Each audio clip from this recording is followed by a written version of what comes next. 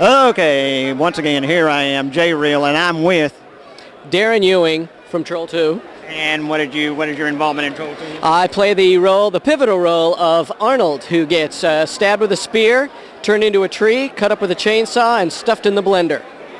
Good times.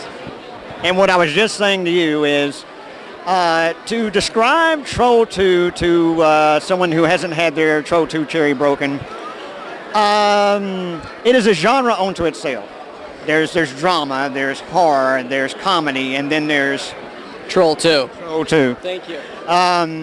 Almost indescribable. Yeah. You simply have to see it. You have to experience it. You have to let it envelop you. You have to smear it all over your body. You have to bathe in it, and then come out whole on the other side, but a changed person nonetheless. It really is like passing a stool in many ways. Yes. Yeah.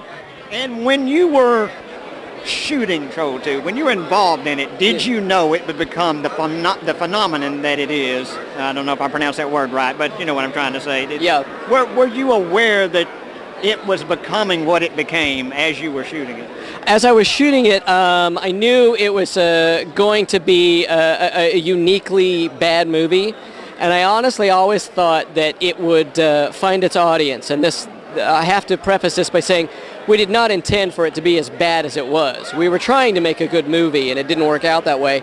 But I'm kind of a fan of good bad movies, and I always knew it would find its audience eventually.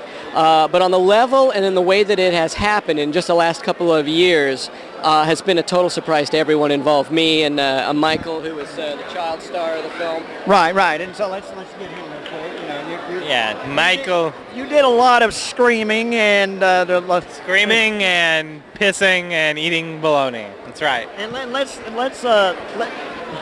describe how did the milk, how did that get involved in the movie? Nilbog Milk? Nilbog, sorry, I said Knobloch. Nilbog. Nilbog, Goblin backwards, of course. How did he get involved in the movie? That's a good question. I wondered how in the world corn on the cob with green frosting got involved in the movie. I don't know how, interesting, we learned that food references were pulled where we were filmed at one of the locations. The Italian film crew just kind of went through the ladies' cupboards and just grabbed what they could find. And so that could have been the reason for corn on the cob with green frosting. Nilbog Milk, I don't know, man. I don't know where that came from.